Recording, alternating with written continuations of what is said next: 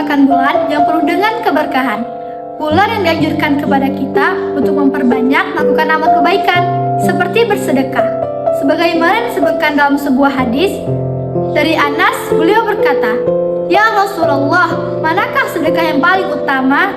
Kemudian Rasulullah menjawab, "Sedekah yang paling utama adalah sedekah di bulan Ramadan."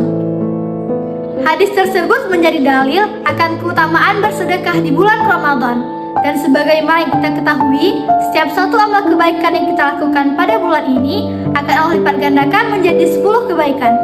Semoga kita semua dapat memanfaatkan momentum Ramadan ini dengan memperbanyak amal kebaikan dan meningkatkan sedekah kita.